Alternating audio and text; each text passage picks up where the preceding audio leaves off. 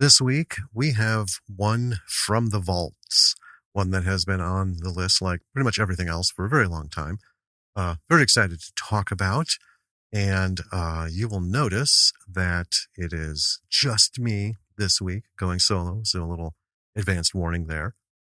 Listening to this for the editing, I could hear that my voice was not completely up to snuff. And as it turned out, just after doing this, I did come down with the same cold that Danny and Lily both got, as happens frequently.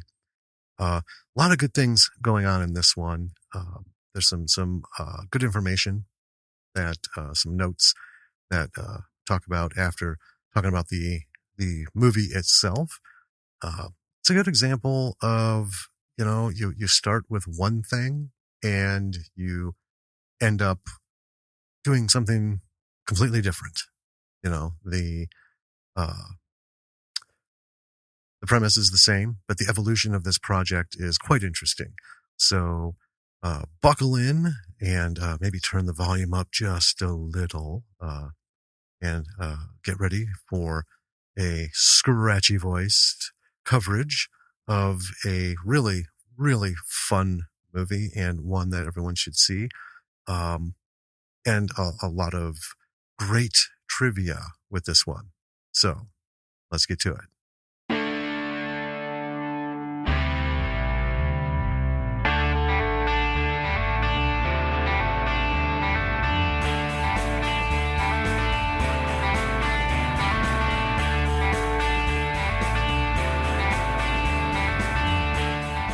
Hey B-Siders, welcome to another episode of Bravo for the B-Side. This is Jim, and this week there's no Danny. So Danny has a pretty good head cold.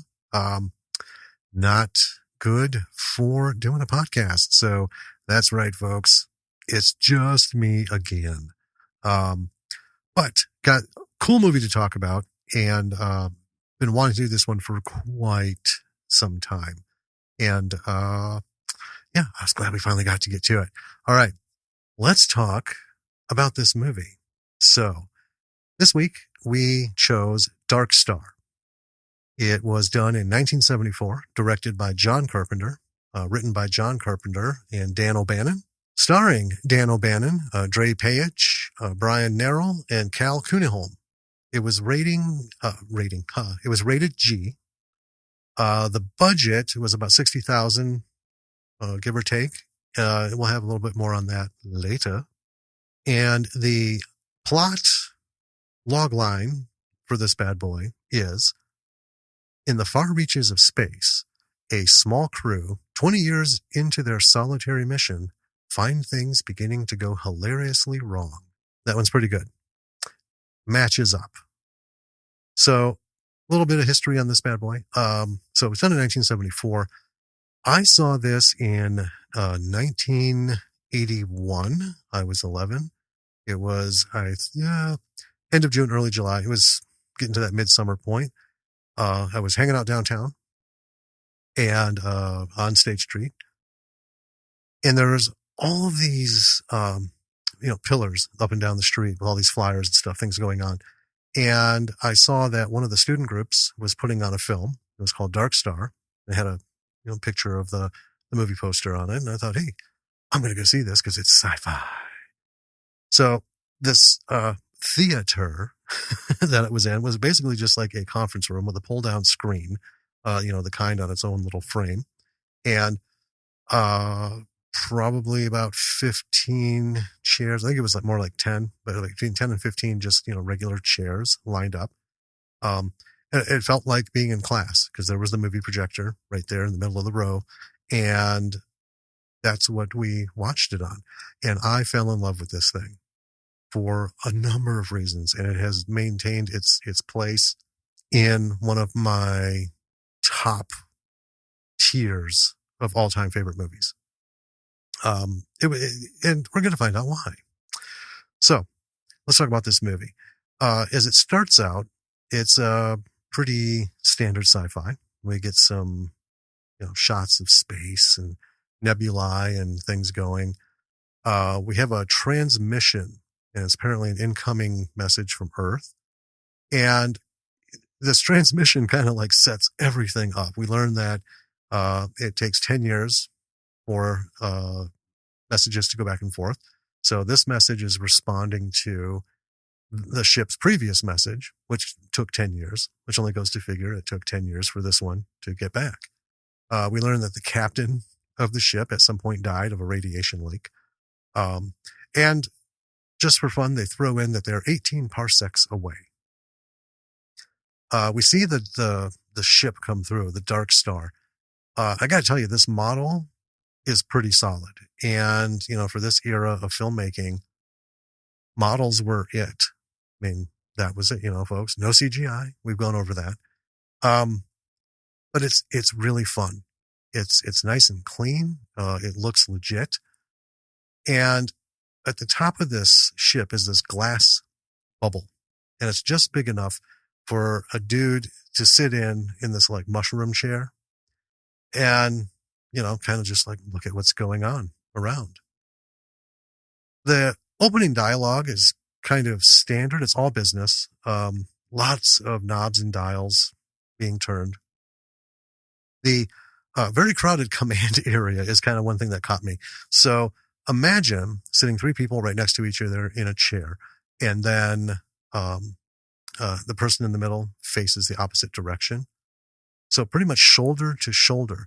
And, if you're facing one direction, you have your panel in front of you, but then right behind you is the row of panels for the other guy facing the other direction. So this whole thing looked ridiculously cramped, but it was kind of fun and spared no expense. There are so many buttons and lights and knobs and dials. It's well done. Well done. This whole process, we learn, is a bomb is about to get dropped on a planet. It's an intelligent bomb. One of the crew, Pinback, has a short, if not very casual conversation with the bomb. They let it go, and then they jump into hyperdrive, because apparently they need to get far away from this thing. And this hyperdrive thing it's way more psychedelic than special effect. Just a lot of weird lights. I mean, really low budget stuff. Weird lights, things going on, sounds and stuff. And then we get to a point where the ship stops. And we see in the distance, the planet blows up. And the dude in the bubble reports the explosion. So, okay, we can see he's got some kind of job going. No one is listening. We find out that they're blowing up unstable planets. Not really sure why. They give some minor conversation about that, but it's not real solid. And the lieutenant, who is Doolittle, immediately wants to find another planet to blow up. This is apparently their whole job. So he orders up some music, and another crew member, Boiler, goes in, fires some up, and then we get the credits rolling to the tune of Benson, Arizona. We get some various cut shots of everyone looking a little worn down. Doolittle makes a log entry. And the most relevant piece of this is that a storage bay on the ship self-destructed and destroyed their entire supply of toilet paper. A little bit later, the computer announces they're heading into an asteroid storm. And this is funny because they all turn to the camera like they're looking at the computer from a POV, and they all just look wide-eyed in disbelief. Suddenly, a bolt of electromagnetic energy hits the ship, knocks the protective cover off of a laser, and at the same time, another bomb, this one labeled Bomb 20, deploys from the bottom of the ship. The computer tries to tell it to go back into the bay. The bomb argues. Eventually it goes back in. And what made that whole thing funny is these are intelligent bombs. So they're a form of AI, and it knows its mission, its programming, and its purpose. It has a hard time understanding anything contrary to that. So the conversation is very flat, back and forth, but it's very, we decided, very UK, very British style conversation. So think of like Monty Python with their flat exchanges. That's kind of the tempo that this had. So after it goes back in to the bay, we find out that the ship is just literally coming apart. Their sleeping quarters were destroyed at some point, and they now sleep in a food locker. So it's got 4 beds in one in each corner, or cots, really, and lots of pinups and things written on the walls. And as they sit there, they all look so bored. Now, Pinback at one point tries to liven things up with some googly eyeglasses, a rubber chicken stunt. Boiler just blows smoke at him. He tries the rubber chicken on Doolittle, and Doolittle just all of a sudden loses his shit and just screams, "Damn it," storms off. And then he goes to play with this makeshift piano made up of bottles and cans filled with varying degrees of water. I have no idea how this works. And there's, a few more just kind of scene build or environment building shots here. And then later Doolittle brings Talby, who is the guy in the bubble on the top of the ship, brings him some food. He's been up there since the commander died. Now, it's been quite a while since their commander died. They chat a little bit. Doolittle, this is where he explains that back in the day he was a surfer, and how much he loves surfing, how much he misses it, and also takes a moment to present to us that they have been in space for 20 years, but they've only aged 3 years. That doesn't actually have really any bearing on anything, but it's something that was thrown out there.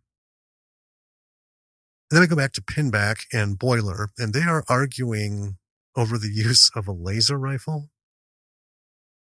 And apparently it's only for emergency. Boiler wants to do some target shooting. Pinback is just having a fit. And the computer comes on to say, it's time for Pinback to feed the alien. I love this fucking bit so much. This, you don't think anything of it. And for obvious, reasons, when I first saw it, I didn't think anything of it. But there it is. It's the gateway to some of the weirdest shit I've ever seen in a sci-fi film. So Pinback goes into a room with a broom and a dustpan and a little crate of food. And he starts calling out like he's calling a cat. And then this goes on for a little bit. And then from the ceiling drops the alien. And this is where you're right away, you're like, what the fuck? Here we go. It is literally a giant beach ball with rubber webbed feet stuck to the bottom of it. And there's some circles spray painted onto it, but there's no denying it's a beach ball. You can see the seams. You can see the little bit at the top, and it ends up attacking him. And then it suddenly runs off and goes into the hallway. Now, Pinback has to chase it down, beats it with the broom, and then it snatches the broom and starts whacking him. He ends up chasing it into a storage area. It crosses this big elevator shaft, and for some reason, it's not like a service access panel. It's just a hole in the wall. And he looks, figures, okay, disappears, comes back with a giant plank, sets it across it. The alien surprises him, goes back across, and then when he gets back there to the access panel, the alien takes the plank away. So now Pinback is stuck. And he tries crossing this very small ledge. Now, one of the things to set the mood, because this goes on for a while. This really does. The music, to give you an idea of what was going on in 1974 for low budget sci-fi films. This is the scene where he's looking for the alien, and it surprises him. And I just want you to hear this beautiful, beautiful music.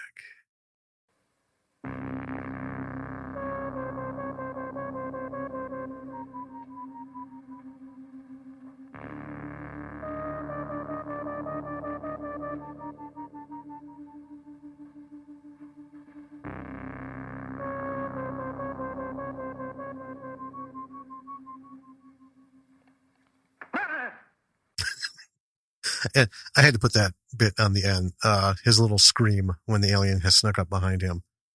That whole thing gives you a sense of really what we're dealing with. So a lot of these interior shots of the ship, the bridge area, like I said, is super compact. They're in there. There's a lot of stuff. They have a just giant food storage room as a quarters. A lot of this stuff is like stock basement, commercial or industrial settings to shoot this. So we have a lot of pipes. We, have just a lot of dark areas. Some of it you can tell is a location. Some of it you can see is, stuff they've thrown together, getting their hands on, who knows what. There's a flavor at this point. There's a flavor to this. When we see that alien, it goes beyond earnest effort. I mean, you can see that, okay. I mean, there's clearly a path here.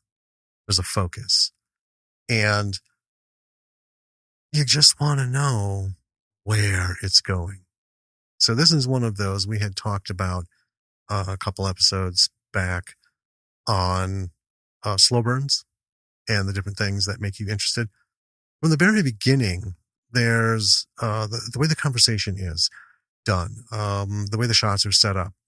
It's a very casual kind of thing, and you just kind of feel like you're getting these little tidbits of these guys, and you want to know more.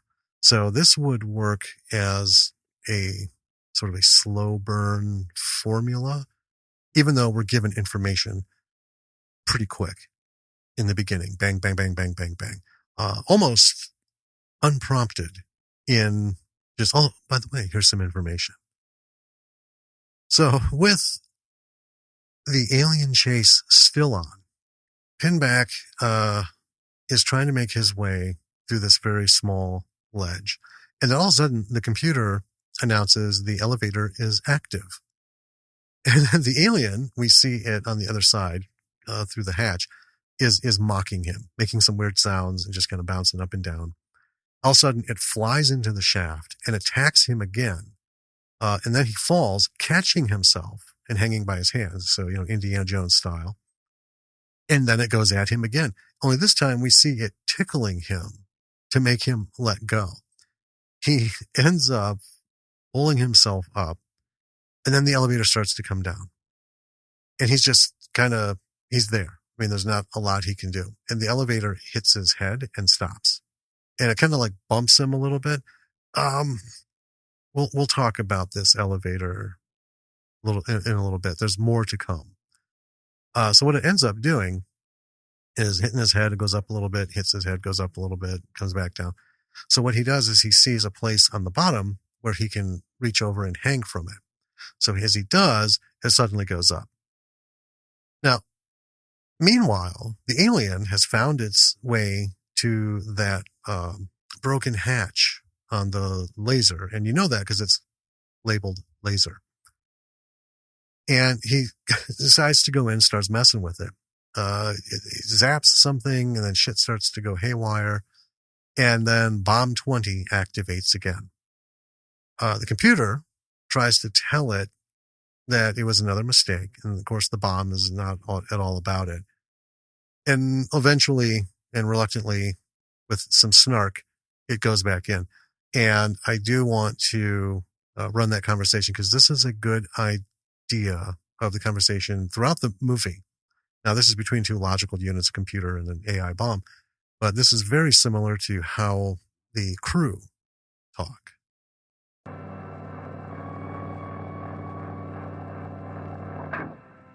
Ship's computer calling bomb number 20. You're out of the bomb bay again. I received the signal to prepare for a drop again. But I repeat, this is not a bomb run. Nevertheless, I received the signal. It is an error. Oh, I don't want to hear that. I strongly suggest you return to the bomb bay. That is counter to my programming. Allow me to explain. One of the communication lasers has sustained damage.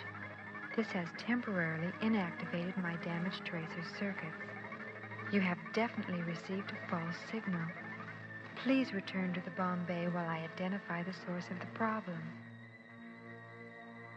Oh, all right. But this is the last time.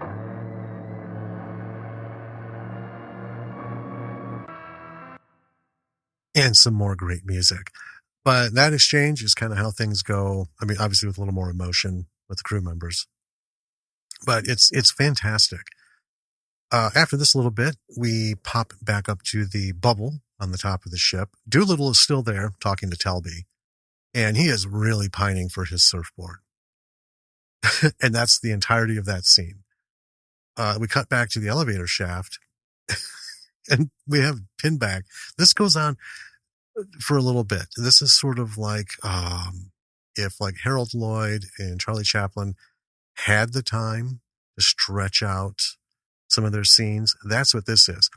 Pinback is screaming in terror as this thing goes up and down.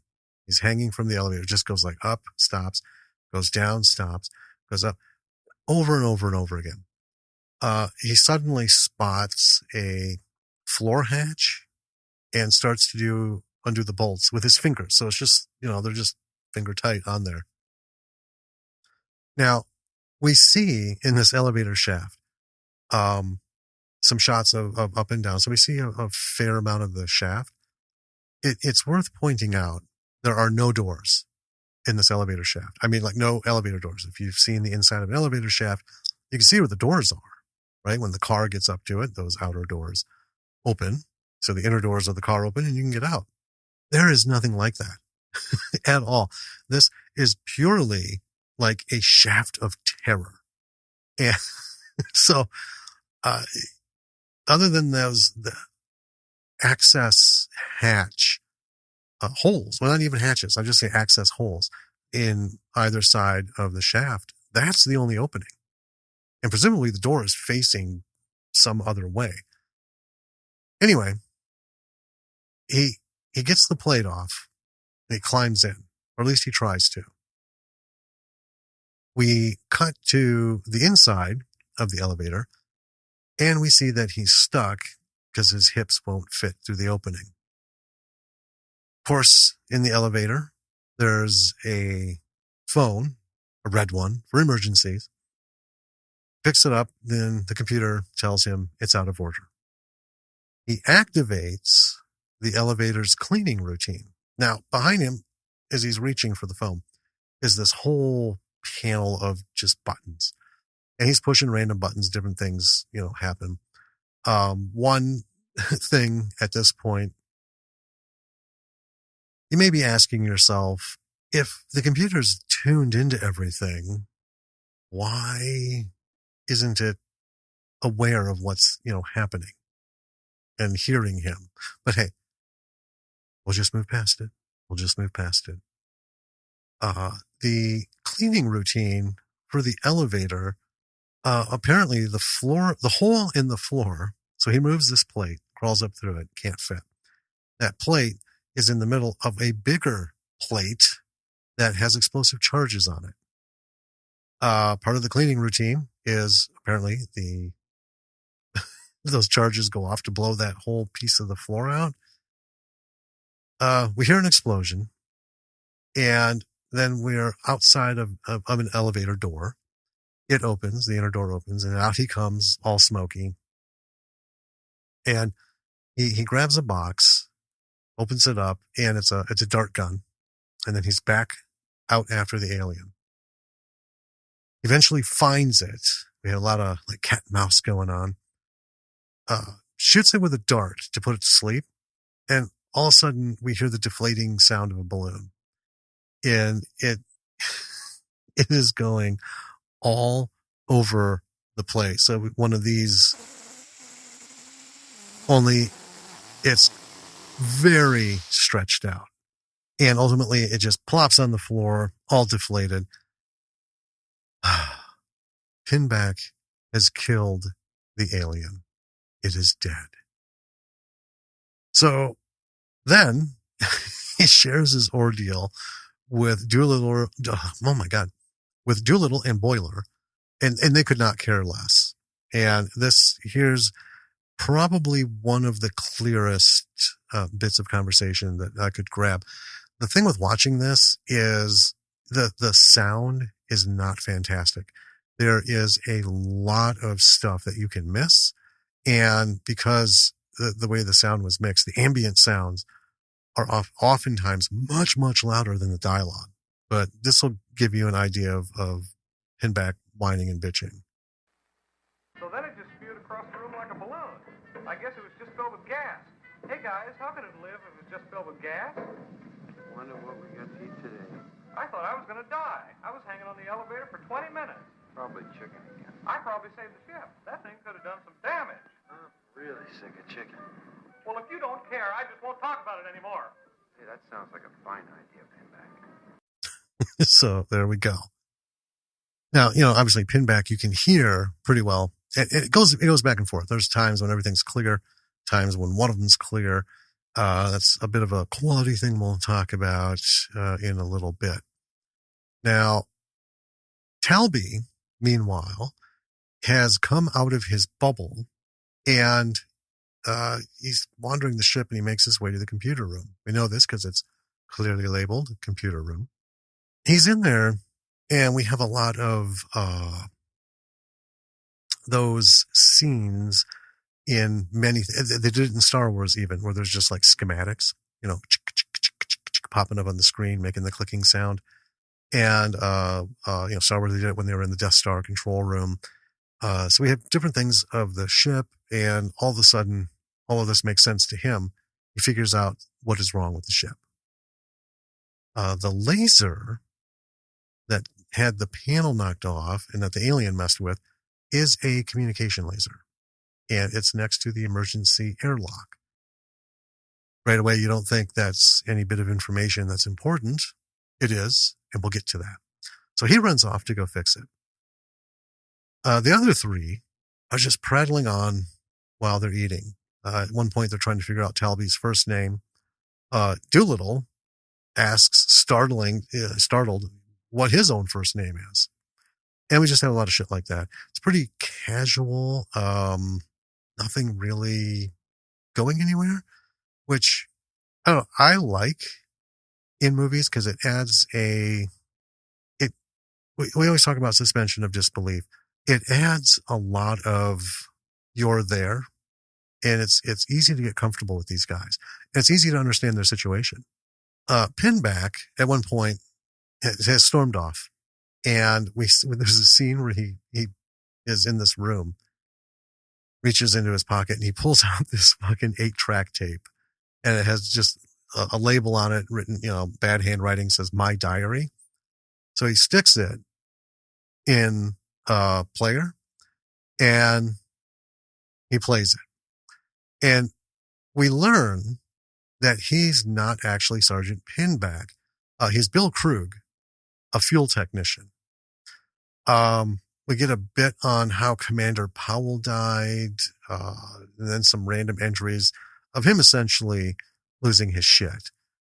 He makes a new entry saying he doesn't like the men on the ship. And the sound effects for this, I didn't grab any of these, but the beeping is actually somebody going boop, literally just like that, to cut between these video entries. And we did hear a little bit earlier Pinback going on about this astronaut he saw coming out of a ship stark naked, some weird shit. it didn't make sense then, and it doesn't make a lot of sense at this point, but you do get that he's talking about the original Pinback who, we don't get, one of the things that's not solved here is, did this guy kill Pinback? I mean, what happened to this fucking Sergeant Pinback that this guy got on the ship under his name and nobody discovered it? What? Just like, what's the computer doing? You just kind of look past that, right? The next thing we have is the computer telling us the damaged laser is important because it's part of the mechanisms that communicate with the bombs. It needs to be fixed before another bomb run. Later, the gang, completely oblivious to the computer's lecture, start a bomb run. These guys pay attention to nothing, even each other. They ignore instrumentation. They just, it's just their condition. At first, you kind of feel sorry for them. 20 years in space, ship falling apart. And then you slowly start to realize they are the purveyors of their own misfortune. It's really quite something. And then good old Bomb 20 is lowered. Pinback sets up the timers for the bomb, gives it a call. Talby, meanwhile, is suited up and going to fix the laser. And this fucking spacesuit is ridiculous. When I saw it for the first time, and every time since, every time I see this, the first appearance of this suit in the film, it looks like a weird bent dick with a jaundiced tip. You have to see it to understand. It is crazy. So with this ridiculous thing, he sets out to repair the laser, and then he starts calling Doolittle, who just gets annoyed and, turns the communicator off because he doesn't want to be bothered. The computer announces to Talby that the laser is in test mode. Meanwhile, the bomb is counting down to drop. The gang are doing their thing, normal, conversation-y things. Talby is continuously trying to tell someone he's fixing the laser. There's a flash, and then Talby starts screaming, my eyes, I can't see. The bomb release malfunctions. They, of course, try to drop the bomb. An alert sounds. They try again. Another alarm. They go into a panic mode. And literally panic mode, just randomly pushing buttons and turning dials. They all of a sudden stop. Try again. Another alarm. And then we see that it's 14 minutes until detonation. So Doolittle orders the bomb to disarm. Bomb 20 refuses. Then the computer announces it's sustained massive damage. The computer room is full of smoke, and basically it's saying they're fucked. A lot of good cutting from scene to scene to scene as this is going on. It's very fluid. Anyway, Doolittle says there is only one thing that he can do. He has to ask Commander Powell what to do. And the first time I saw this blew my fucking mind. So we see him climbing down a ladder. He's going down somewhere into the ship. And then it looks like he's in a freezer. And on the floor is this big hatch, cryogenic storage. Be careful. It's very cold. So he pops open the hatch. Commander Powell is frozen in the floor in whatever, it's just like a block of ice. There are wires coming from his head. And you can see him coming up through the ice. And Doolittle uses this radio dial. You can hear him like tuning, and he's got this handheld microphone. And call, Captain Powell, Captain Powell. There's this warbly muttering. And then he starts having a conversation with Powell, who is, even though he's dead, apparently has some brain function while he's frozen. He goes on. He's glad that someone's come talk to him. It's been a long time.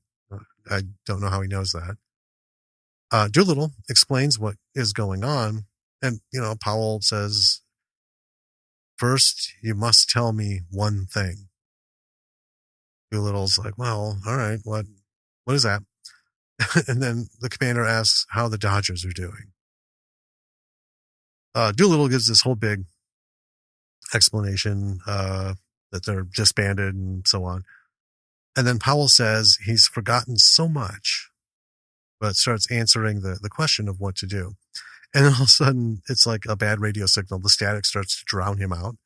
So Doolittle's like tuning. He tries again. All of a sudden, Powell's like, I forgot so much down here.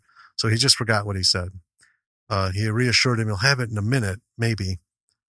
And then we cut back to Pinback, who is arguing with the bomb.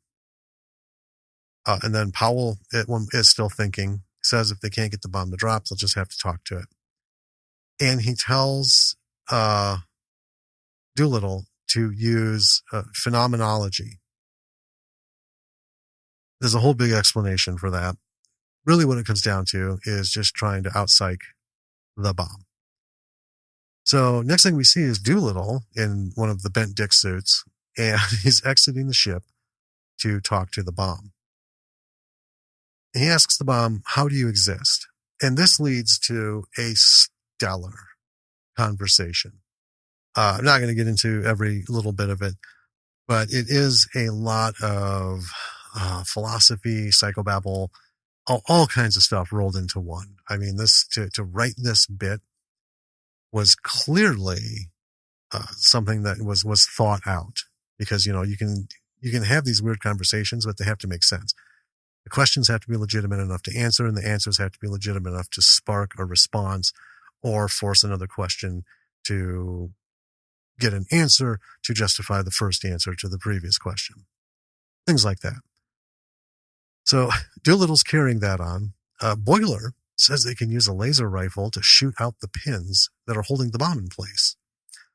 That was probably one of the dumbest suggestions in the movie. Pinback starts struggling with him to keep him from getting to the laser rifle. Sorry. And then we're back outside. Doolittle's now asking, what is your only purpose in life? And of course, Bomb 20 answers, to explode, of course. And then Doolittle goes back into the whole phenomenology thing and starts using some sly talk to convince the bomb that it's using false data, that reality is a construct and the construct is without foundation, and da-da-da-da-da. And finally, as you're listening to this go back and forth, as an audience member, it's not that it's super deep, but it's just so back and forth and just so out there that you're like, what the fuck is he going on about? I mean, wow.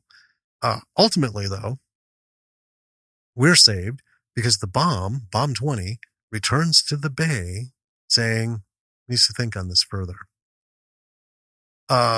Doolittle then wants to come back into the ship, and for some reason, he just wants to go in the emergency airlock in the back of the ship. So Pinback opens it up. Talby, who was in there, flies out, and we hear, woohoo!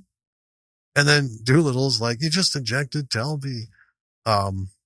So he decides to go chase him down because Talby doesn't have a jetpack, clearly. So Doolittle jets his little pack, and I love the sound. I mean, that's really kind of it. Probably more accurate than a lot of sounds, but didn't quite fit the visual in this particular one. So he's doing that. Pinback is still trying to give the bomb new orders. Bomb tells him that he's false data and stuff. And then at this point, it starts to read Genesis from the Bible, but it's paraphrasing. And I love this bit. We'll talk about it in a second. But here is the play down of this exchange. All right, Bomb. Prepare to receive new orders. You are false data. Hmm? Therefore, I shall ignore you. Hello, Bomb. False data can act only as a distraction. Therefore, I shall refuse to perceive you. Hey, Bomb. The only thing which exists is myself. Doodle, help me! Calm down, I'm coming. Snap out of it, Bomb. In the beginning, there was darkness, and the darkness was without form and void. What the hell is he talking about? Bob. And in addition to the darkness, there was also me. and I moved upon the face of the darkness, and I saw that I was alone. Hey, Mom? Let there be light. And at that point, nuclear explosion. We're going to come back to that in a second. And so the Dark Star explodes. Talby is just thrown deep into space, floating away into nothingness. Doolittle starts falling towards a planet. His jetpack is busted. And one of my favorites, he spots Commander Powell in his ice cube floating away. And we just hear this faint voice. What's going on? And that's it. Talby ends up floating towards what's called the Phoenix asteroid, something they mentioned earlier in the beginning. It just circles the universe kind of thing. So it's like his perfect death. And we end up with Doolittle grabbing a piece of metal from the Dark Star, hopping on it, and then using it as a surfboard as he burns up in the atmosphere of the planet. And we have Benson, Arizona playing again. And that ends the movie. Let's talk about the most recent thing that I played, the Bomb 20 with their Let There Be Light. So by this time, like I said, I was 11 and I had seen 2001: A Space Odyssey. So the whole Hell 9000 thing was clearly embedded in my head. And I don't know, even just watching it a couple days ago for this show, that is a really poignant scene for me because as you've listened, this is kind of a slightly ridiculous movie. And I'm going to tell you why in just a second. But all of a sudden, this very legitimate, serious bit of dialogue, which is roughly 50 seconds, right? That offsets the entire movie. I mean, there's a lot of back and forth and that whole phenomenology discussion, which is more based on bullshit than anything else. I don't know. I found this to be, I don't know. It's one of those things. It just grabbed me and it still does. And I think anyone who's seen this would probably experience that, not as like some life-changing thing, but in this weird movie, when you have a moment like that, I mean, this is what you want from your films. As a director, as a writer, as an actor, in your performances and stuff, you want your stuff to be remembered. People to think about it, talk about it, bring it up, even if it kind of like slips the mind here and there, but it keeps coming back up, remains relevant. It has a perpetual life. That's what you're going for. And this bit of Bomb 20 with his Let There Be Light thing was, both ridiculous and, I don't know, strong. It anchored this whole movie. All these bits of just kind of out of control shit going on seem to lead down to this solid core right here. And, we could get into a whole bunch of discussions on what would make the bomb think that way. Was it the phenomenology discussion with Doolittle? Cause that really wasn't super high powered. I mean, certainly not something you'd find in the Dale Carnegie How to Influence People curriculum, even as like a bad example. It really just kind of came down to it where, so this AI had some time to think, and its only knowledge of the universe and everything is its own existence. So the time it was activated, that's when it came to life. And, kind of like Hell 9000. It doesn't know anything other than what it's been taught, right? So the bomb hasn't been taught anything. So it also had a flavor of Hitchhiker's Guide to the Galaxy to it, where the whole thing with the missiles, and one's turned into a petunia, one's turned into a whale. The whale, what's going on? What is this? What are the, trying to figure out what it's doing as it's thinking. What do you call this? Are these words? What are words? You have this bomb who came into being, was given all this shit to process contrary to its orders, and its orders have already twice before been dicked with. Nope. This is my job. This is what I'm here to do. Nope. It's a mistake. So now it has to figure out, okay, so what's a mistake? If this is my only purpose and I was activated, how come I'm being shut down? Because I'm told this isn't what I'm about. And then it happens again. And then this third time, it's like, no, I'm done. I'm doing my thing. And then, the phenomenology discussion, and there you go. So there's a lot of stuff to think about, and you don't think about it right in that second. It just, I don't know. It just seemed very, say flatline. This thing is got beat bars going up and down, left and right because of all the crazy shit. And then there's just this solid moment. And it's really kind of like what makes 2001: Space Odyssey creepy in movie form. And it doesn't quite translate well to the book, or in the book, because they did such a phenomenal job of giving the HAL 9000 this pseudo, I don't even want to say emotional, gave it a small degree of intonation to use in its speech, but it's very dispassionate, very actually unemotional in its responses, everything up towards the end. Don't do that, Dave. That's no different. It's pleading for its life. It's trying to be threatening. And it's the same conversation as when it's asking a basic question or, trying to respond to, the sensors have sustained minor damage, but I made an adjustment. It's all the thing. That's what makes it creepy, is having something so powerful be so monotone, not just in speech, but in its emotional umbrella is very small. Let's just say that. All right, let's talk about how did Dark Star come about? So, this is widely known as John Carpenter's student film. Originally started as a 45-minute student film, and they had about $1,000 budget.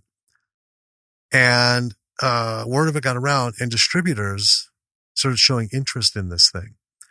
The budget was raised up $60,000. An additional 50 minutes were shot to get the film to feature length. When Jack H. Harris finally obtained theatrical distribution rights, he insisted several cuts and reshoots be done to compensate. And due to all the interference, one of the greatest quotes is writer and actor Dan O'Bannon said, "We had what would have been the world's most impressive student film, and it became the world's least impressive professional film." O'Bannon and Carpenter later made a director's cut that was 10 minutes shorter than the theatrical release. Now, we saw this bad boy on Tubi, and it's the normal one. So the one I saw in the theater. And let's see. So those space helmets, those space suits. This is so hard to explain. So most of the suit from the feet to the shoulders is pretty standard stuff. It's like a big, heavy jumpsuit. I mean, you could pass it off as a spacesuit. But these helmets, right, they're super tiny and elongated, and that's what makes it look like a weird bent dick. When you look closely at it, you can see it doesn't sit right on them. It's just super weird. Plus, to see out of it, they have to look up. They can't see straight ahead unless they bend forward and then look up. And the reason for that is from 1968 to 1971, Ideal Toys had a toy line called Star Team. And these helmets were made for kids. It's part of the Star Team toy costume. Okay. Which, man, I tell you what, I wish I'd have gotten my hands on one of these bad boys. But, by 71, I still learn how to talk. So no such luck. But this is why they fit so poorly. But you know what? It's an indie film, right? you use what you've got. And they were able to get their hands on these. I thought it was pretty cool. Looked ridiculous, but it was something. And honestly, way better than a lot of stuff that we've seen in modern films, right? Let's see, another note before we talk more about the movie. And this is an excellent bit of trivia. And this is, I'll say it at the end. So Dan O'Bannon, who was the co-writer, later reused the alien mascot section of the film as a basis of a script that he called Star Beast. Now, due to the low budget of Dark Star, Alien was clearly a beach ball that could only be played for comedy, but O'Bannon felt that with a proper budget, the premise of an alien creature stalking the crew of a spaceship could work as a genuinely tense movie. Now, as luck would have it, directors Alejandro Jodorowsky and Ridley Scott had both seen and liked Dark Star and employed O'Bannon and designer Rod Cobb in projects that would finally lead to O'Bannon's screenplay being filmed as Alien. That's right, folks. Watch Dark Star because this is the inspiration for the movie Alien, which we talked about in our slow burn episode. I did, clearly had no idea about this when I was 11. And, you learn these things later on and it's just like, wow. This is an important piece of trivia because this is the one thing that we always talk about on the show. You need to be in this for the long haul. You have no idea where things can go. And it can take a long time to get there. So now in this case, we're talking roughly 5 years, right? Maybe 4. Alien came out in 79, so it was shot a little bit before. You know how it goes. So let's say 4 or 5 years. That this thing went from this weird student film to this even weirder full-length feature and then kind of vanished in obscurity for a while and then becomes Alien, one of the defining movies of sci-fi horror and special effects in terms of creature creation. Holy shit. I don't, and we've gone through this before, but the xenomorphs were like nothing else ever seen on the screen. That the creature from Alien blew away everybody. Because when I first saw that bad boy, my head, it had a hard time understanding what I was looking at. What's going on here? Because before that, now we had Star Wars and we had some creatures, right? But it wasn't really horror. So nothing was supposed to be spooky as much as weird. I love Forbidden Planet. That is, 20 something years before. And yet that creature was hand drawn and it wasn't really a full creature. It was kind of animated as it walked through electrical fences and stuff. We saw the fake footprints, but we never actually saw the creature as a full creature, right? It was always some weird outline thing. It was a little spooky. But now I want you to think about all of these wonderful sci-fi shows that had monsters. Some were supposed to be sci-fi horror, which usually consisted of people dressed in shiny clothes and makeup that makes them look like cats or something. I don't mean prosthetics. I mean just mascara and eyeliner that makes them have cat eyes, and a lot of blush, something like that. The creature from Alien completely fucked with audiences' expectations of what a space monster would be. That kind of thing came from this very earnest effort, and if not confused, because it's another example of, you're doing your thing and then other people step in, particularly people with money. And, sometimes you got to do what the people with money want you to do, right? And, you're stuck with what you got. it still has a lot to do with patience and persistence, because you're making your movie, you're doing your thing. You're like, finally getting my stuff done. Hope it's good enough to, bring everybody on board and make a lot of money, because, hey, who doesn't want that? But you have to remember that even if you do that one thing, there's always the next thing, because this is not a one and done kind of business. The fantasy stories of someone who makes the sale, gets millions of dollars. You don't have to, invest that and you're done working for life. Those aren't the people we're talking to. If that's your main goal, because I think a lot of us, as creatives, yeah, we would love to have that $1 million purchase or millions of dollars purchase, but we're still going to keep writing or directing, acting, whatever it is that you do. We as writers, Danny and I, we have so much stuff to get on paper. I don't know if we're going to be around long enough to do it. I think 50 years probably isn't going to be enough time to prattle out the ideas that are weeded out as that sounds good. Because, man, there's a lot of crap. And we all, roll with that. Just random shit pops in your head. Hey, what are they? And at some point you're like, oh, this is ridiculous. No. Moving on. It's kind of how we just deal with getting through the day. But so anyway, when you see Dark Star and you watch this alien scene, which is the longest sequence, oddly enough, of this movie, it goes on and on and on. And there is no real point. I will concede this.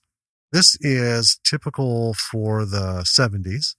The whole point is when you do your thing, you got to think to the next one. And if you're doing your thing and it's not getting made, nobody's buying your script, no one's giving you money to direct, all this stuff, you just got to keep holding on. You've got to keep holding on. Use this as an example. This silly little thing called Dark Star spawned Alien, which along with an Alien was like the last of the trifecta. So we have Star Wars, okay, and then came Star Trek, because they're like, well, hey, we had this whole spaceship fucking thing going way before Star Wars. Let's take our series, make a movie out of it. And a little bit of trivia, at the time that they were rolling together Star Trek the Motion Picture in terms of a concept, they were actually doing Star Trek 2. That was its official name, because they didn't have anything to run with at the moment. But they were bringing back Star Trek for television with the whole cast, and William Shatner's Star Trek Memories autobiography lays it out pretty clear. They were all excited to do it because none of them could really get work doing anything else, because they've been typecast. And so they were up for it. And then big shift, boom. And a lot of what the pilot episode and the first season arc was about made it into, is basically what created Star Trek the Motion Picture. So the whole idea with Kirk kind of being a backseat guy, this new hot and heavy Captain Decker, all of that was already conceived and put into story form long before the movie was even thought of. But Star Wars came out, bam! They're like, all right, let's do Star Trek. So we have, let's call it space adventure, space action. So that's Star Wars. Star Trek, the motion picture in 1978, gave us the serial, the sci-fi serial. We can take this long story that spans, episode after episode after episode, and we can move that in a slightly condensed version to a film, and people will love it. I remember seeing that too in the theater. I was super excited. And then afterwards I was like, Huh. I like the series better. We're not going to get into the whole what was wrong with Star Trek, the motion picture. But anyway, that's number 2. And then we have Alien, number 3, scary space. Scary as shit space. Not Gamera flying through the stars, not Godzilla kicking some nasty ass monster out of the Earth's atmosphere, not moon people, not Martians, not all this weird stuff. I mean, War of the Worlds was a good book, and I think they did a fair job converting the story into film. The 50s version of War of the Worlds, I love that so much. But it's more the circumstance that's spooky. All right. We have classic horror in Alien, and we have a completely mind-blowing, fucking terrifying monster. And the funny thing is, and we've mentioned this before, there is virtually no gore in Alien. The chest burster scene, and beyond that, it's really just all creepy. So that's the one thing I wanted to get through on this is, like I said before, even knowing all of this history of this film, when you watch it, you can see there's something inherently terrific about this thing. Now it is dated, as you heard, and if you forgot a little bit of this,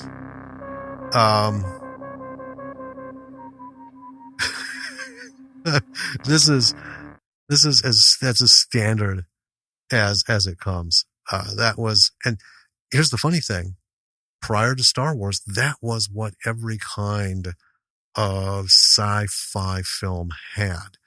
When they got out of the studio manufacturing process of science fiction, because it was really fading off, right? The studios weren't dumping a lot of stuff into it. And if they were, it was not even B level. It wasn't even B-reel movies.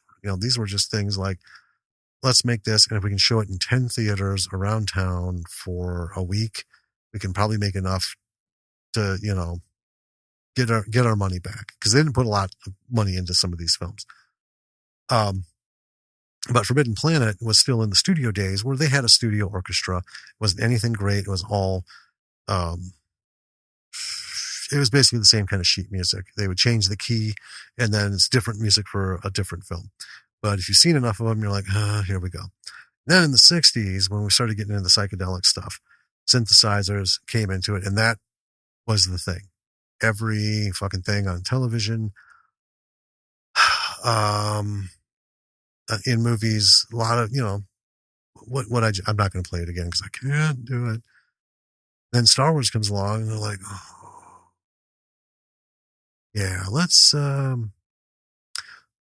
the Casio in the closet, and let's hire someone who knows how to write music, and then let's get a whole fucking symphony orchestra to play it.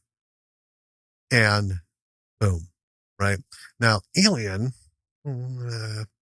has some of this and some of that, but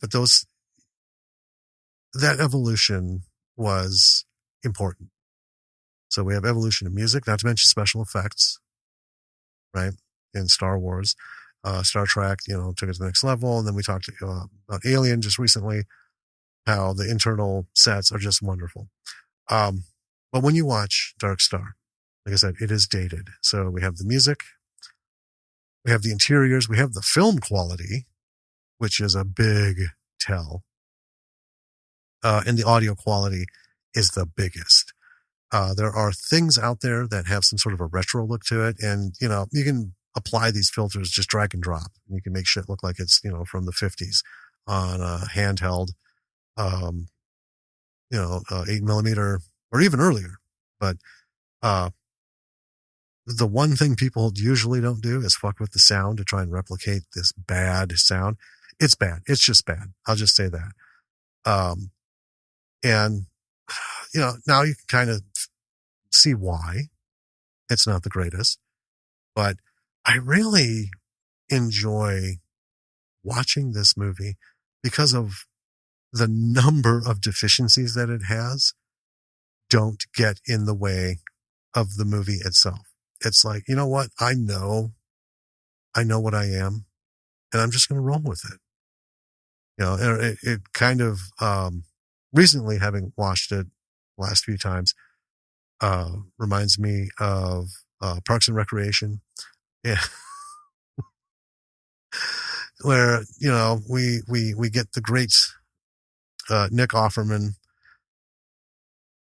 telling a waiter, I know what I'm about, son. And it's just that simple line. This whole movie is just like that. I know what I'm about. And it does. It's not pretentious in that it tries to reach out to be more than what it is. And you clearly, though, you can see that John Carpenter had some big ideas to make this go. And then you can also see the discordant pieces of, you can almost pick where the original student film was and then all the add-on stuff. Because things there's a lot of, that's there. And is it there to just be there? Or is it gonna go somewhere? I don't know. And really, like I said, from beginning to end, there really is no giant plot. Doolittle has his little surfboard revelations in the beginning with Talby, and then goes to his death riding a surfboard. Talby talks about the Phoenix asteroid, and it's really kind of almost like, whatever. And apparently he's going to, go towards that. Commander Powell, who's dead and frozen, barring colliding with something or falling into a sun or a planet's gravitational field, is going to be cruising the universe with ultra low voltage brain energy as he's frozen. I don't know. That's it. There's no real big moment of closure. There's nothing to close. This is just what it is. Of course, Pinback and Boiler, they're gone. The bomb reached its higher purpose. And the rest of it's just done. Right? So nothing was solved. Nothing was achieved. Nothing was revealed. So you might be asking, well, why is this any good? Because it's fun. And that's one of the things that we've also talked about is you got to have fun with this stuff. And to have fun with this stuff, you need to make every once in a while something that is fun. Movie doesn't have to be so deeply entrenched in itself that, you're envisioning people watching it literally gripping their seats in the theater and like, oh, this is so makes me want to cry, or it makes me, we all like movies like that, but sometimes we like the fun movies. This is a fun movie. You're not going to learn a lot. You're not going to come away thinking a whole lot differently. There's a few moments like the whole Bomb 20, Let There Be Light speech, phenomenology. That's always good to have a conversation. Like, where do you fucking suppose that was supposed to go? You can talk about the beach ball alien, because that's always fun with those weird rubber claw feet. And, ultimately, if you do all that, you're just going to have fun. And as a creative, I personally would feel really good knowing if I wrote something that was filmed and put out there, knowing that this isn't going to do anything for anybody's life in terms of steering it in a direction or altering an opinion or challenging a perception. What it's going to do is it's going to make them laugh. It's going to make them go, huh, and walk out and just have fun talking about it on a very base level. Even if, did you see that fucking alien? What in the Christ was that? Hey, it's a conversation. It's a conversation. And that's really, really all you can get. Because even the best movies, what makes them, stand out as far as Oscars and stuff and audience affection is they're going to have a conversation about it. So one conversation is as good as the other. And, I like fun stuff. I like just watching stuff for fun. That's why we still have Charlie Chaplin films. That's why we still have Buster Keaton, Fatty Arbuckle, because Harold Lloyd, you people are listening. And if you're thinking, who the fuck is that? Look them up. Check out their stuff. All that shit's so old, you can watch it on YouTube all over the place. All over. And it's funny. It's silent films. It's slapstick comedy. Most of the stuff translates. There's a few things I can think of in some of the films, for all of them, that are very period dependent. So if you don't really understand that period, and being a silent film, for those of you who haven't seen them, because I understand there's quite a few who never seen one. It's just the movie playing. It's got some, weird, 20s music plastered on top of it. Obviously no dialogue, and every now and again there's a cutaway to some words. And it's not subtitled or anything. There'll be this action scene. There'll be this whole big, looks like they're saying a lot. That's one thing about silent movies. They're like Godzilla and Mothra movies and stuff, where you can see the lips moving a lot, and then the English translation is like 4 words. And that's kind of what silent film is. They'll be talking back and forth, and then I'll come this big placard that is just the words. Did you see what that guy did? No, I just got here. But, they said way more than that, I think. And the funny part is, a lot of times what they said on the screen wasn't even what they put on the print on the screen.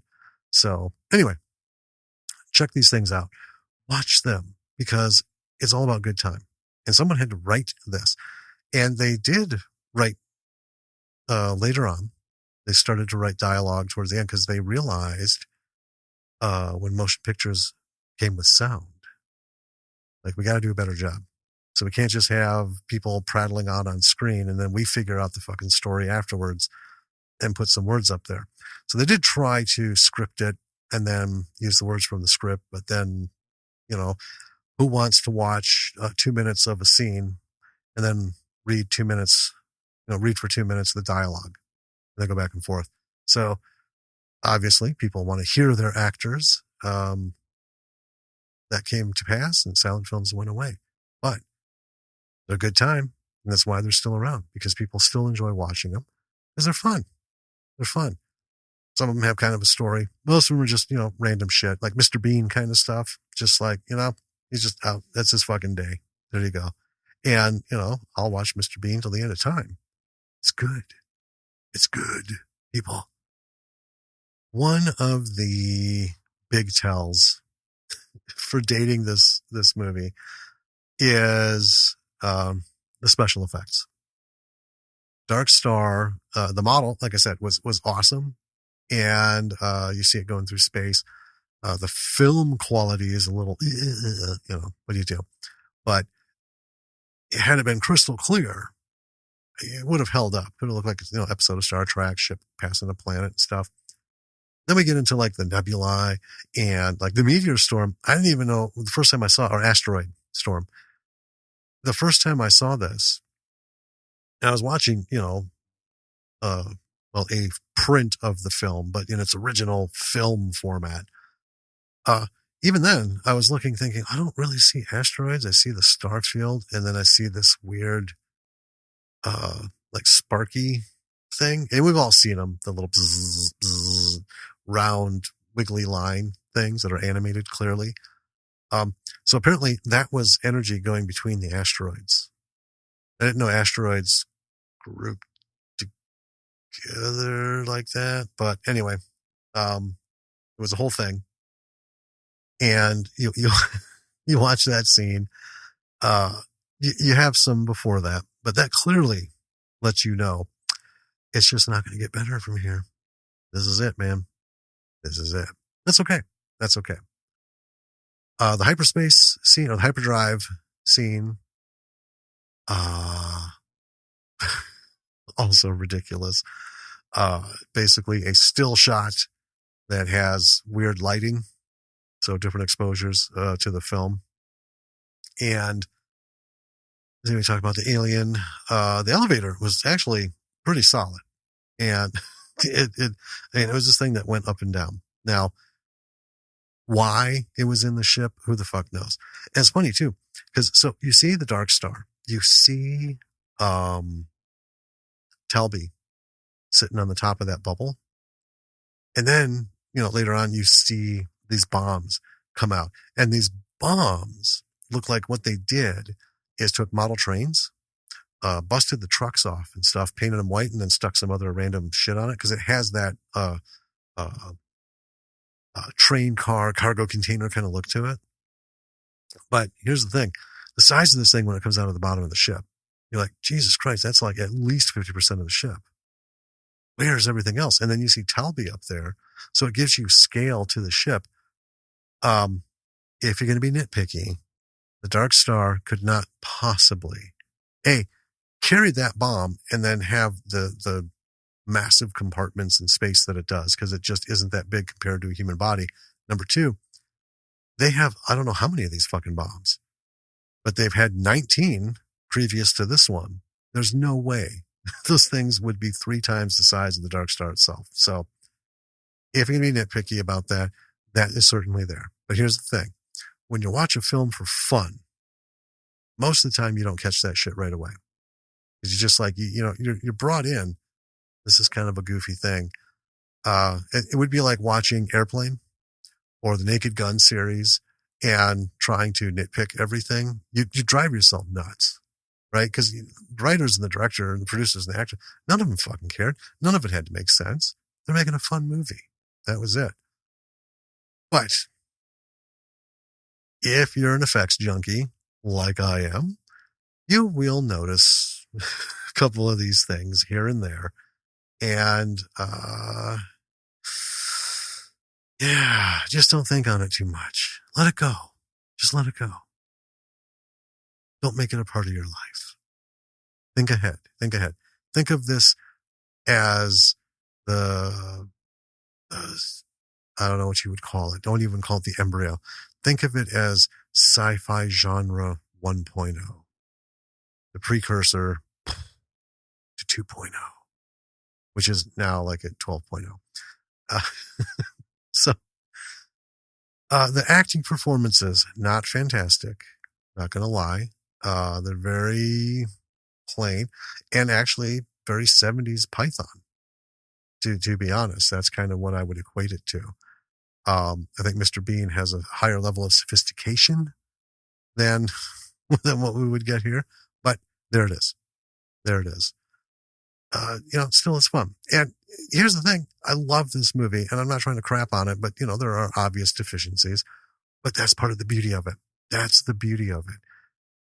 It's from 1974, but somebody fucking made this, man. Somebody made it. Then somebody stepped in, threw a lot of money at it, and they had to rework it some.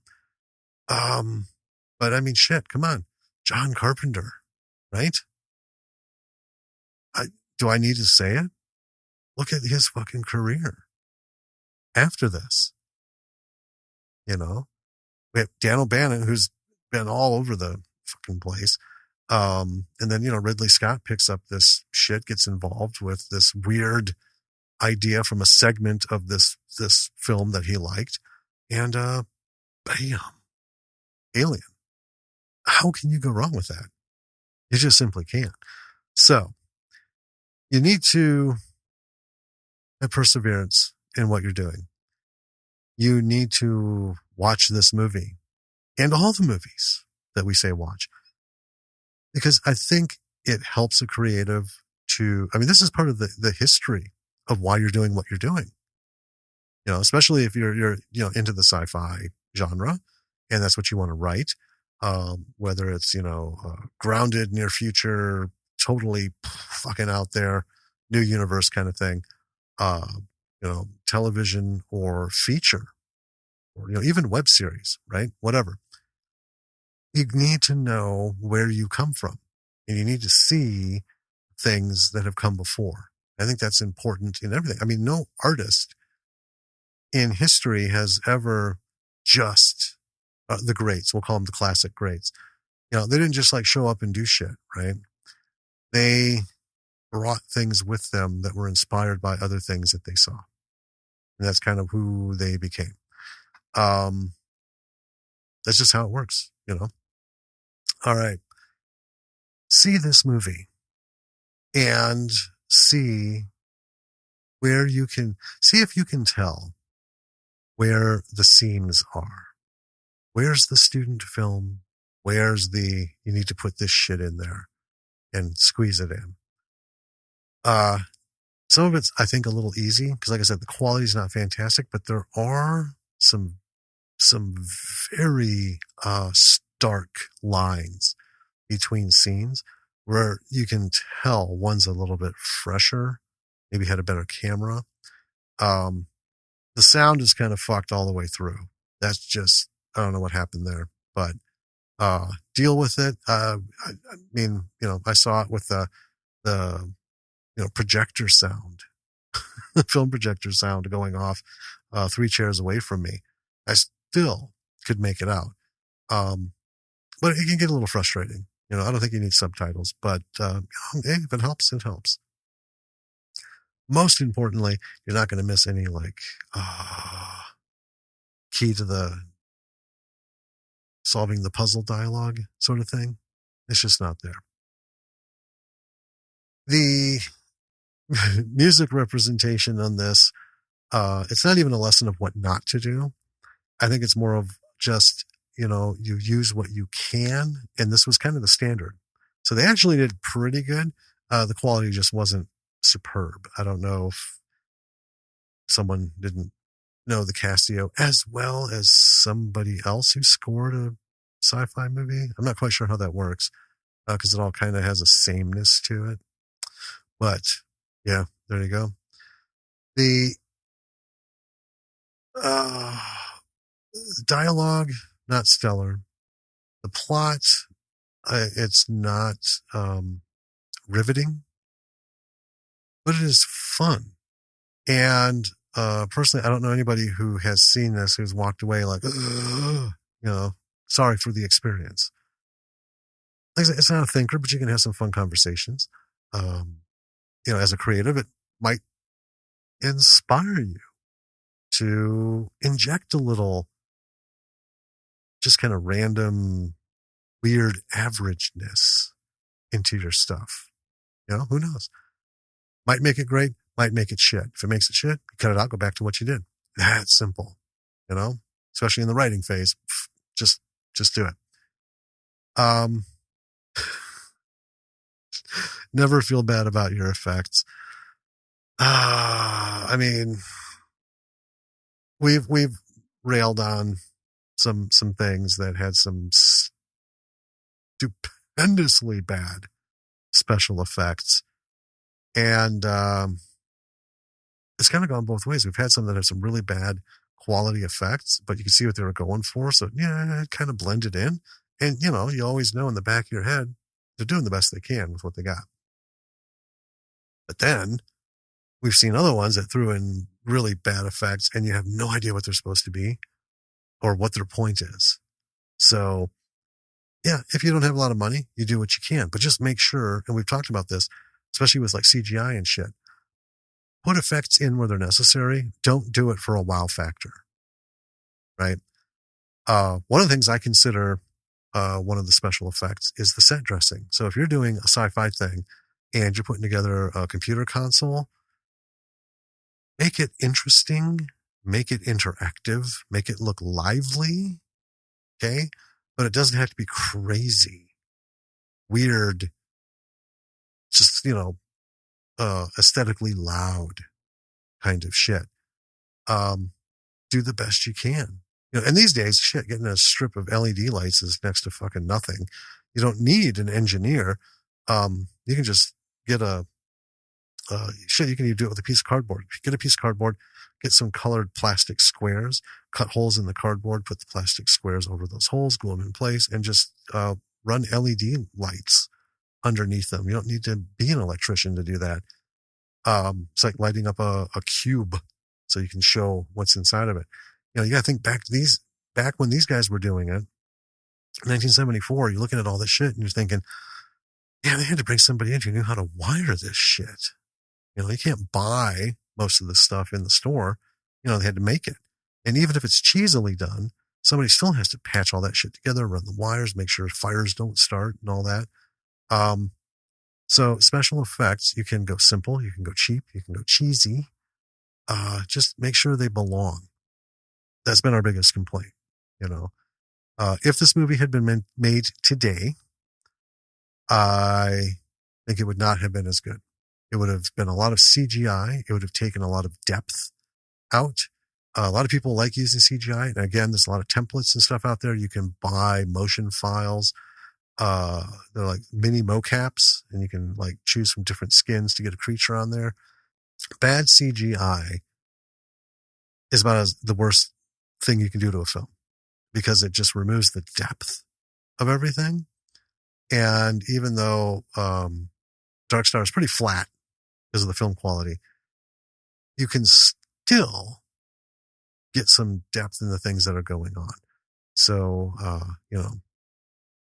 try not to throw in a bad CGI animated creature.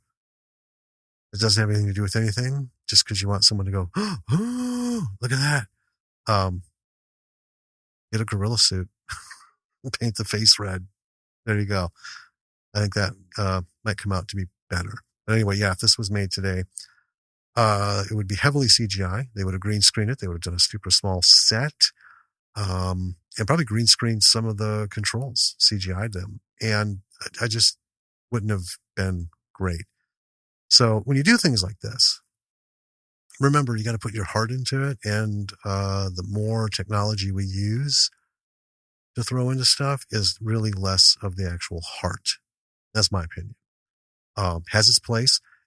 Not saying don't do it, but if you're going to put a guy in a room that's nothing but green and then just have him do stuff and then generate backgrounds and surroundings around him, it's not going to have the same production feel. I don't mean sets and stuff. It just doesn't have that same feel as somebody who really crafted something together. As I explained to my daughter, it seems like the height of laziness. There are ways you can do it to make it work, and there's genres of that do work. That is its kind of own genre. But, try and do your best. Do your best. Watch Dark Star. Watch all the movies that we've covered. But with Dark Star, remember, it's dated. See what they did, and just carry that forward. So, all right, that's going to be enough about Dark Star. John Carpenter from 1974, one of my favorite all-time movies. I've seen so many movies as a kid when I should have been home, out after curfew and stuff. Crazy. But guess what, folks? A little bit of news here. We have coming up after this very episode that you're listening to, the very next one is going to be episode 100. That's right. Now, I'm going to throw a little curve in there. Our 100th episode is actually this one, but if you go by the numbers, it's next one, because this is episode 99. How does that happen? Well, longtime listeners, you know that our very first interview with Anton Doiron and Carl Sears of Space Trucker Bruce, we labeled it as a bonus. And I wasn't sure, because we'd only done a few episodes. And when we got to interview them, we thought, oh, this will be cool. But we didn't expect to be doing any more interviews after that. We just thought it'd be neat. And we didn't know how to label it. So I called it Bonus 001. And unfortunately, that is how it will live forever. Weirdly enough, we've done tons of interviews since then. And, we love it. So Not going to tell you what's going to happen next week on the next episode. Got some surprises coming up on there, and I think you folks will enjoy it. We are very much looking forward to it. Danny was looking forward to recording tonight because this last week we went out and got chairs. Might be thinking, what the fuck are you talking about? Well, we got chairs. For the last 2 years, we have been doing this podcast sitting on stools, just a little round stool. They're not uncomfortable, which is why we got them. But we bought them just for the podcast because at the time, well, we're still in the same space, but it's reconfigured. But at the time, we had a real space issue, the way it was set up. And we were literally 3.5 feet, nose to nose. So had a big office chair in here. It was a gaming chair. We'd wheel that out, bring the stools in so we could sit, and they're not, really big. And they had a really small profile for the wheels. And then we do our recording. Well, over the various different permutations of the arrangement of this office space to what it is now, we decided we need to get chairs. But here's the thing. How do you get a chair? Can't get one on Amazon. You can. So we got the stools, and it worked out all right. It's also where I got the gaming chair that squeaked and creaked and fucking did it, and I had to throw it out. Getting good chairs, you got to go try them out. Do you know who has good chairs? Hardly anybody. And some of these things are fucking ridiculous. Just ridiculous. These mesh ergo chairs. I have sat in so many of them, and you know what? One is the same as the next. It's just a bunch of shit. So we need something not quite up there, but we need something better than a stool. So I went out and, here in Madison, we have several, used office furniture stores, and, decided, you know what? Got to run to the store. I'm going to be passing right by there. Going to go have a look. And bam, found a chair for Danny that just fit the bill, everything that she liked about it. Got one for me. And I'm going back and forth, and I've been moving and everything. These things don't squeak. And here's the beautiful part. These bad boys are industrial grade manufacturing. So that means even though they're used and they're a little old, the fact that they don't squeak or bend or do all this weird shit, it's just testament that we're going to have these bad boys for a long time. So anyway, very cozy. Don't have to sit and practice posture. I can lean back a little bit. Danny was looking forward to doing an episode in her chair, and so she could do the same thing. But next week, we'll do that next week. That is what will be happening. Check our website, www.lordsofmisrulproductions.com. And everything is there. Episodes, links to our platforms that we're on, the blog, merch store, all that stuff. It's there. There will be some stuff going on there pretty soon, I hope. We are looking at doing a weekly YouTube thing, completely unrelated to the podcast. It's a totally separate deal. That's what we're going to call it right now. A weekly YouTube thing. Those will be on a new YouTube channel that will be created, but also there will be links to the episodes. We'll have them embedded on the website as well. So anyway, also our links to our social media, check them out, see who's following us, see who we're following, and check them out. Check these people out. They're creatives for the most part, like you. If they're not creatives, they're fans of creative stuff. So get to know them because, what's the point of doing this if you can't have a fan or two? I mean, that's, it's kind of what drives the machine. But there's also podcasters and, just check everyone out. Try and get people to listen, look at their stuff, do some dialogue, or just, sniff around and see what everyone's up to. If you're a creative, that includes podcasters, check us out. And there's a couple email links on our website. Reach out to us. Let's talk about some stuff. We love talking to fellow podcasters. And, maybe we can do a show swap or have you on or we come on. whatever. A lot of times we just, swap different bits of information, about the technical back end side of it. So that's what we're here for. Check them out.